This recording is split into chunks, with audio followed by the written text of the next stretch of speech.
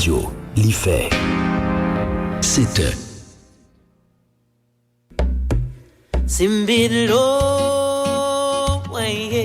Bonjour, ici Malou Beauvoir sur Alter Radio.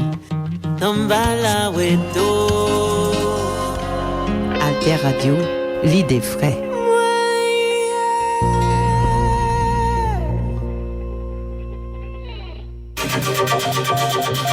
La plateforme Alter Press Alter Radio, leader de l'information utile et de la diffusion des idées en Haïti. Alter Press depuis 2001, pionnière de l'information en ligne. Alter Radio depuis 2015, pionnière de l'information web radio en ligne. Alterpress.org, alterradio.org. Sur les ondes 106.1 FM à Port-au-Prince. La plateforme Alter Press, Alter Radio pour l'émergence d'une population bien informée. Bien informée. La plateforme Alter Press, Alter Radio, leader de l'information utile et de la diffusion des idées en Haïti.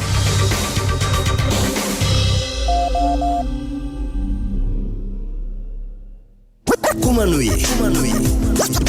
Merci pour tes trois côtés. Magazine qui fait un coup de flash.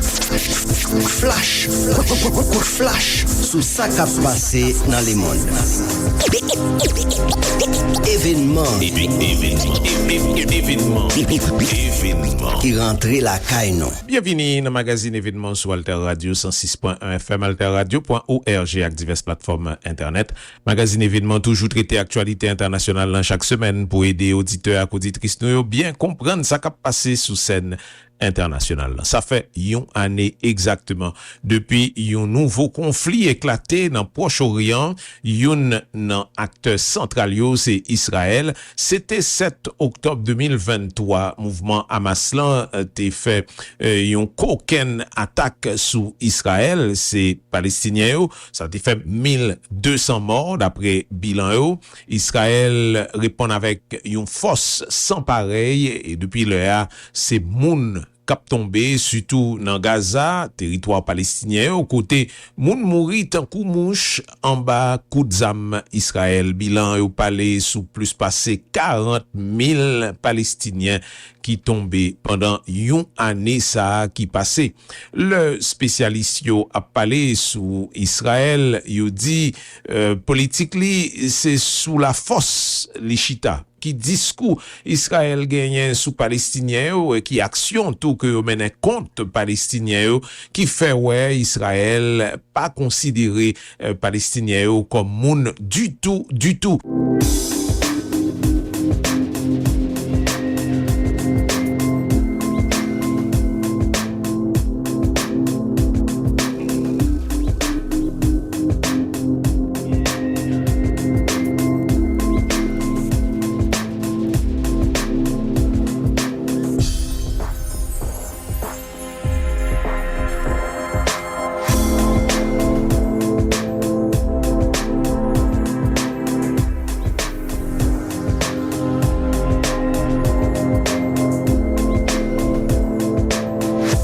C'est une réflexion qu'on a proposée aujourd'hui avec spécialiste Sylvain Sipel. C'est un journaliste, un ancien correspondant journal Le Monde en France. Lui écrit un livre qui relève l'État d'Israël contre les Juifs qui était paru en 2020 dans l'édition La Découverte et gagné une nouvelle édition qui fait sortir, augmenter en 2024. Le livre ça porter une lumière sous politique gouvernement israélien avec sous façon yoel dans niveau international. N'a écouté Sylvain Sipel qui a parlé avec Pascal Boniface dans l'Institut Relations internationales stratégiques Iris. Israël a franchi, avec ce qu'on voit actuellement à Gaza, au Liban, etc., a franchi un palier qui n'était pas impensable, mais qui était tout de même un palier que j'avais du mal à imaginer quand j'ai écrit ces lignes il y a 20 ans, quoi. Et je connaissais cette citation il y a 20 ans et je les ai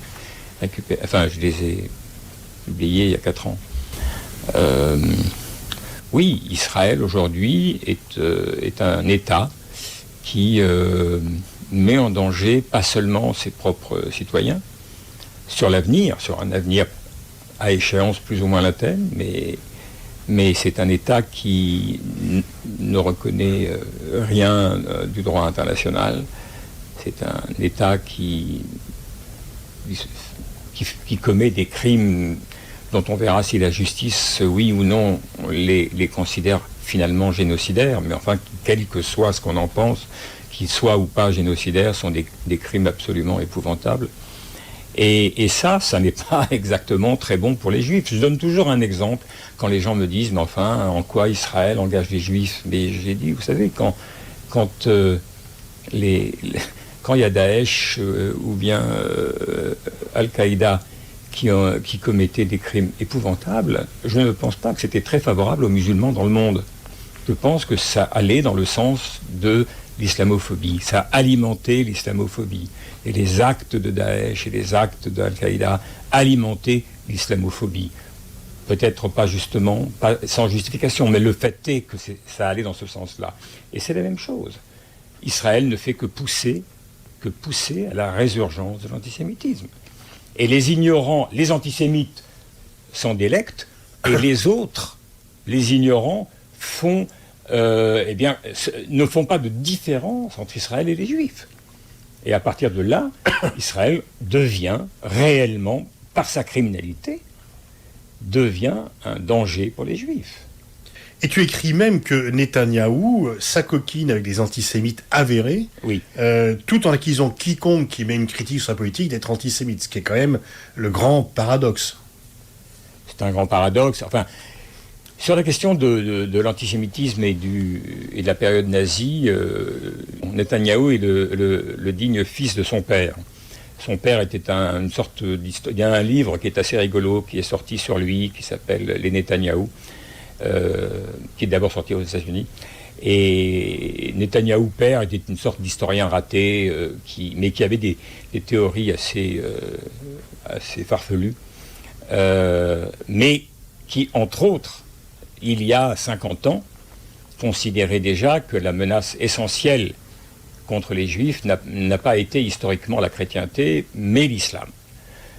Honnêtement, ceux qui connaissent un petit peu l'histoire, il y a eu évidemment de l'antisémitisme en terre d'islam, c'est indubitable, mais si on compare à la chrétienté, fort heureusement d'ailleurs, il y en avait immensément moins en terre d'islam qu'en terre chrétienne.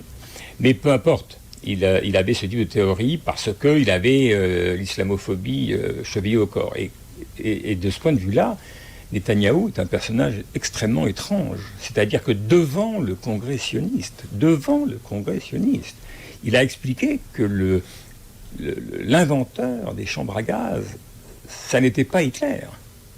C'était le moufti de Jérusalem, qui a rencontré Hitler pendant 7 minutes en 1941, alors que la Shoah avait commencé, et Netanyahou invente un débat, parce qu'il n'y avait personne dans cette rencontre pour prendre note de ce qui s'est dit.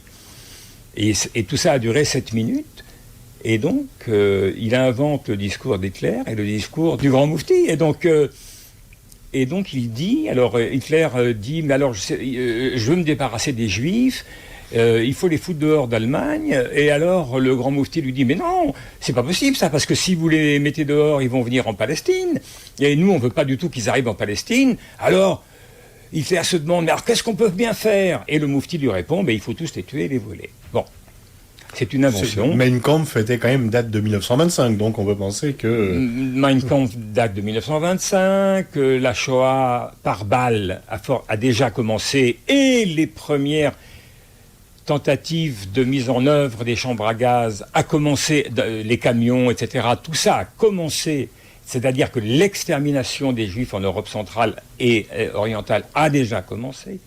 Et donc, Hitler n'a pas eu besoin du moufti pour lui indiquer quelle était la méthode pour détruire la population juive dans son entièreté.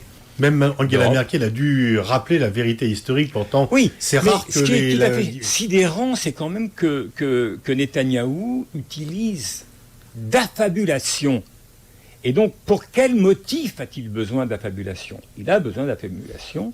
Je me suis gratté la tête et je me suis demandé longtemps, mais pourquoi fait-il ça ? Et je ne vois pas d'autre réponse que cela. C'est-à-dire, il s'agit, d'une certaine manière, d'exonérer l'homme blanc pour faire porter le poids de la Shoah sur les musulmans. C'est ça l'objectif. Là, c'est eux qui l'ont fait, les Allemands. Mais l'idée de brûler tous les juifs, elle vient du Moufti. Bon, tous les grands spécialistes de la Shoah ont dit mais c'est une dinguerie, c'est inadmissible, etc. Mais en Israël, ça n'a fait aucun bruit. Si, les responsables de Yad Vashem, les historiens spécialisés ont tous dit que le type est dingue, mais il n'y a pas eu de honte. Vous imaginez si en France, un Premier ministre aurait dit Hitler ne voulait pas tuer les Juifs, c'est ça la phrase. Hitler ne voulait pas tuer les Juifs, il voulait les déporter. Le Moufti l'a convaincu de les tuer, de les brûler. Et si un ministre français, si un Premier ministre français avait dit ça, je pense qu'il aurait été amené à démissionner. Dans l'État juif, ça n'arrive pas. Non seulement ça n'arrive pas, mais on s'en fiche de ce qu'il a dit. Il l'a dit en public à 2 reprises devant le Congrès juif mondial. Donc l'instance suprême du mouvement sioniste mondial. Il ne s'est rien passé. Mais l'autre réussite de Netanyahou, c'est d'avoir réussi quand même, depuis la reprise du conflit 2001, le 11 septembre, à l'époque quand même, l'assimilation de la critique du gouvernement israélien à l'antisémitisme et l'antisionisme ne marchait pas. Aujourd'hui, y compris au plus haut niveau de l'État en France, tu as de plus en plus quand même l'assimilation antisémitisme égale antisionisme égale critique du gouvernement Netanyahou. Ça, c'est quand même quelque chose qu'il a réussi à faire passer dans le débat public. Je suis d'accord et pas d'accord avec cette vision. C'est en grande partie vrai pour les élites au pouvoir. Ça, oui. On peut dire que Netanyahou, jusqu'à ce jour, on verra, l'avenir nous dira ce qui peut se passer, mais jusqu'à ce jour, et depuis maintenant fort longtemps, il a réussi à vraiment ridiculiser 3 présidents américains successifs, c'est-à-dire Clinton, puis Obama et maintenant Biden. Il décide ce qu'il veut, y compris contre la volonté des Américains, et rien ne lui advient. Et il arrive à faire passer cette idée que Macron a malheureusement adoptée en France, que l'antisionisme est l'expression contemporaine de l'antisémitisme. Alors, pour tout dire, je pense que parmi ceux qui sont antisémites, antisionistes, il y a aussi parmi eux des antisémites. Mais assimiler cette idée à l'antisémitisme est vraiment une absurdité. Et c'est une absurdité d'autant plus sidérante que Netanyahou est quand même un très grand copain de pouvoir, par exemple le pouvoir hongrois, dont les effluves d'antisémitisme sont très nombreuses. Alors pour revenir à la question, je pense que, en fait, ce qui se passe, c'est qu'au niveau des élites politiques, cette idée-là, qui en fait est la même que le soutien aveugle à Israël, est permanent. Cette idée-là, pour l'instant, est un petit peu entachée, mais elle se maintient globalement. Il y a en Europe quelques pays qui veulent reconnaître l'État palestinien, etc. Mais globalement, ce qui domine la sphère européenne, c'est que l'antisionisme, c'est l'antisémitisme du jour, parce que c'est martelé par les élites politiques. Je crois que dans l'opinion publique, c'est de moins en moins vrai, y compris en Occident. C'est-à-dire que de moins en moins, Israël, qui incarne le sionisme, Israël est perçu comme un État qui fait des actes légitimes. C'est de moins en moins vrai que l'idée que la réponse au 7 octobre a été nécessairement celle qui est commise et tout à fait acceptable et n'est pas génocidaire, etc., etc. Je pense que ça marche de moins en moins. Je pense que ça marche très clairement beaucoup moins aux États-Unis. Alors ça, il y a énormément d'éléments de preuve de ça. C'est-à-dire, il y a une vraie crise à l'intérieur du Parti démocrate. Alors là, je parle globalement aux États-Unis. Le soutien à Israël, historiquement, a été un soutien démocrate et ça a basculé du côté républicain à partir de Reagan. Et depuis, c'est très clairement avec Reagan que la classe politique israélienne, avec les républicains, que la sphère publique israélienne, la sphère politique israélienne se sent beaucoup mieux. Mais dans le Parti démocrate, indubitablement, il y a sur la question d'Israël une crise. On l'a vu lors de la Convention démocrate. Il y a eu une pétition importante signée, je ne me souviens plus des chiffres, mais c'était 500 000 démocrates. Enfin, c'était un truc absolument énorme qui demandait l'autorisation. Parce que à la Convention démocrate, ils avaient proposé aux parents d'un otage mort dans les mains du Hamas de parler. C'était donc les parents d'un américano-israélien de parler d'Israël et du soutien à Israël. Et ils ont signé une pétition demandant que quelqu'un puisse aussi parler pour dire qu'on soutient le peuple palestinien dans ses souffrances. C'est-à-dire que il y a un début de crise dans le Parti démocrate qui est en dessous de 35 ans, qui est absolument flagrante. En dessous de 35 ans, j'avais lu récemment que 40% des Juifs américains pensent que l'État d'Israël est un État d'apartheid. Donc c'est quand même gigantesque, 40%. Pour les jeunes, oui. Pour les jeunes. Et donc, mais ces jeunes-là ne resteront pas toujours jeunes, mais s'ils gardent ce regard porté sur Israël, ça modifiera beaucoup de choses. Alors, pardon. Sur la force, oui, tu écris dans le livre que ce qui ne s'obtient pas par la force s'obtient en usant de plus de force. On a vraiment l'impression que la politique de Netanyahou, c'est avant tout une politique de force. Oui, ça n'est pas avant tout, ce n'est que ça. Je dirais ça. Oui, ce n'est que ça. C'est-à-dire que, vous savez, le dicton, c'est un dicton juif très connu, à caractère biblique, qui dit « ce qui ne s'obtient pas par la force s'obtient par l'esprit, par l'intelligence ». Et en fait, en Israël, on a un peu détourné le dicton pour dire, et c'est une phrase très connue en Israël, « ce qui ne s'obtient pas par la force s'obtient par plus de force ». Donc, la clé de tout, c'est la force. Et la phrase constante des militaires, à chaque fois qu'il y a une guerre, il faut rétablir notre capacité de dissuasion. Elle a été agressée ou elle a été amenuisée, et il faut la rétablir. Tu emploies aussi l'expression « on pisse dans la piscine du haut du plongeoir, du plus haut plongeoir ». Voilà, c'est-à-dire, l'idée, c'est l'ancien, il ne l'est plus, l'ancien patron de l'Association des droits de l'homme en Israël, qui s'appelle B'Tselem, qui est remarquable. Son patron m'avait dit, ce que fait Israël, c'est pisser dans la piscine du haut du plongeoir. Alors j'avais dit, mais qu'est-ce que ça veut dire ?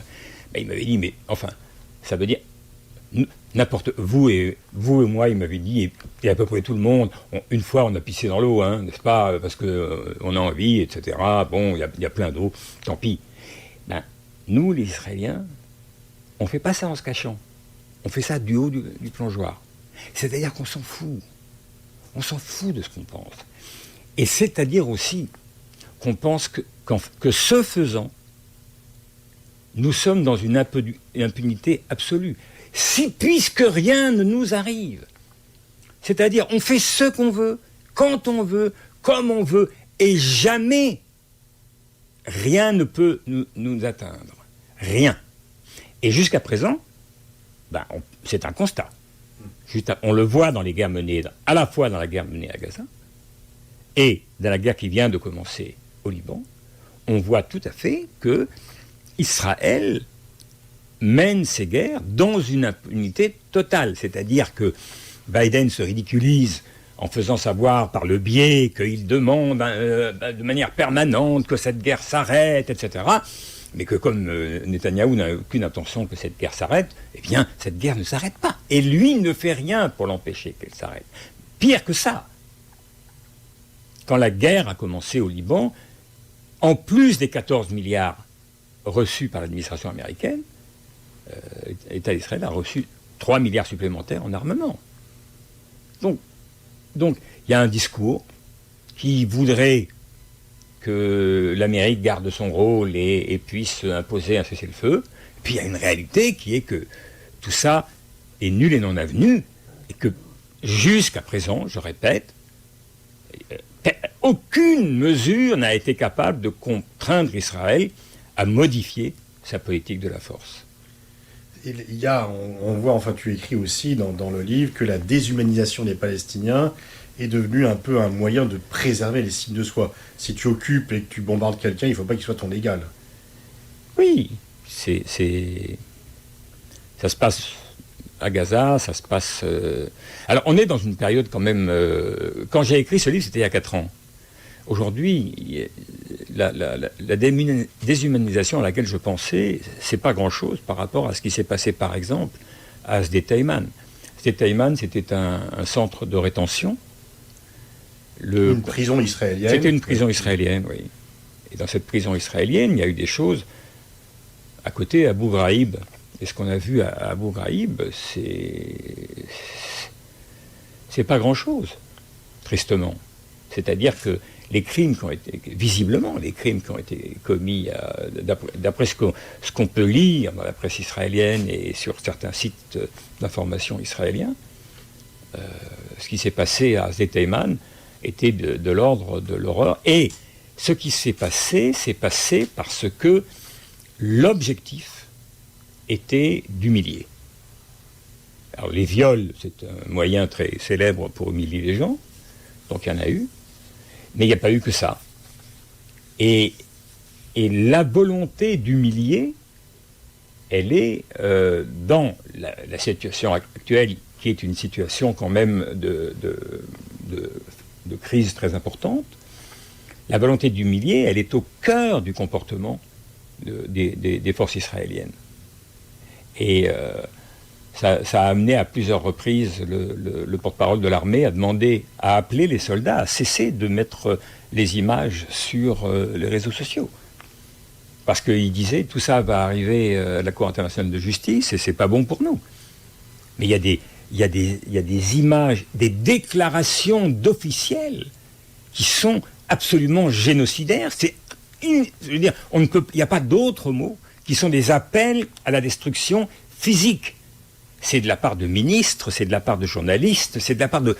Et ça va en boucle sur les réseaux sociaux et ça tourne en boucle sur les télévisions. C'est sidérant. Donc, effectivement, on est dans une sorte d'acmé de ce sentiment. Il y a eu une humiliation le 7 octobre. L'humiliation, c'est que les forces de sécurité n'ont pas été capables d'empêcher cet événement. C'est une tuerie de masse qui est commise par le Hamas.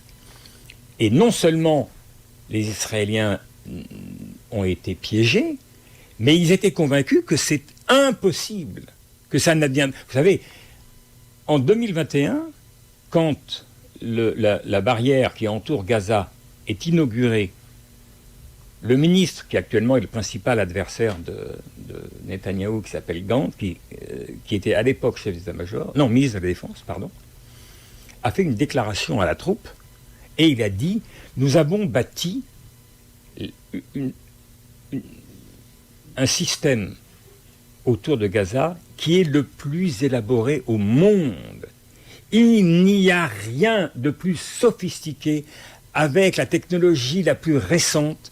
Et c'est absolument impossible à quiconque de le traverser. Le 7 octobre, ils sont passés comme ça. Comme ça. Alors ils l'ont certainement très bien préparé, mais ça a été facile. Ils ont fait sortir 2000 personnes. Enfin, au départ, visiblement, ils étaient beaucoup moins, et puis beaucoup de gens, quand ils ont vu que c'était possible de passer, ils sont passés. des jeunes surtout. Mais c'était une humiliation effroyable. Et l'armée israélienne n'arrive pas, au fond, à l'emporter à Gaza. Pas parce qu'ils n'ont pas encore tué six Noirs, mais parce qu'on est un an plus tard et que, malgré la destruction totale de tout l'environnement qu'il y a à Gaza, le Hamas parvient toujours, il a été certainement très affaibli, mais il n'empêche qu'il continue toujours à être capable, il y a encore quelques jours, ils ont tué 4 soldats israéliens, ils sont encore capables de mener des attaques, et on ne peut pas dire « mission accomplished », comme Bush avait dit en Irak. Ils n'ont pas gagné. Et c'est quelque chose qui touche énormément la population israélienne, parce que ça met précisément en cause le dicton. Il n'y a pas que quand la force ne suffit pas, il faut utiliser plus de force. Combien de force peut-on encore utiliser à Gaza ? Tout est détruit.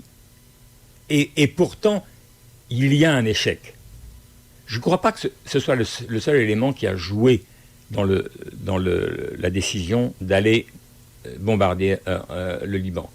Mais je pense que pour l'armée israélienne, si je peux être un peu vulgaire, se refaire la cerise est quelque chose qui a joué.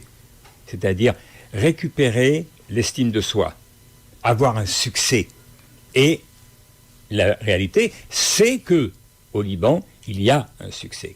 C'est-à-dire que non seulement l'assassinat du chef du Hezbollah est quelque chose qui est très important, mais en plus, ils ont montré leur capacité technologique, etc. Donc,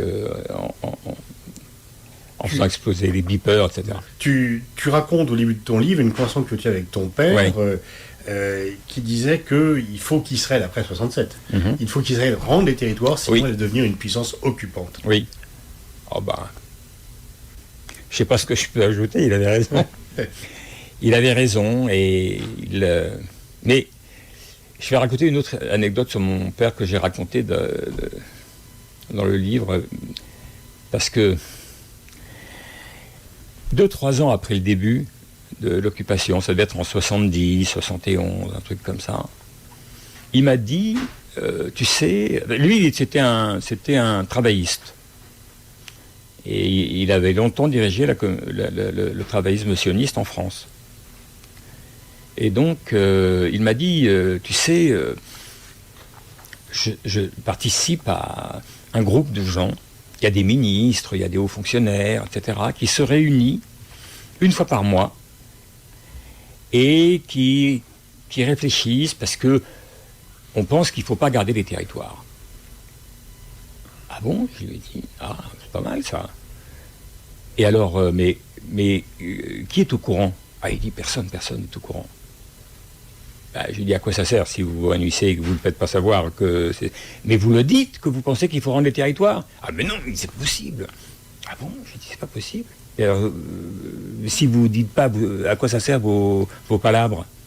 Non, parce qu'il m'a dit, les gens ne sont pas encore suffisamment... Les gens ne peuvent pas entendre ça. Ils ne peuvent pas accepter ça. Donc, on est entre nous. Nous, on pense ça. Mais on attend le moment où on pourra le dire. Et bien évidemment, le moment n'est jamais arrivé. Eh bien, c'est une réflexion, je dis, avec spécialiste Sylvain Sipel.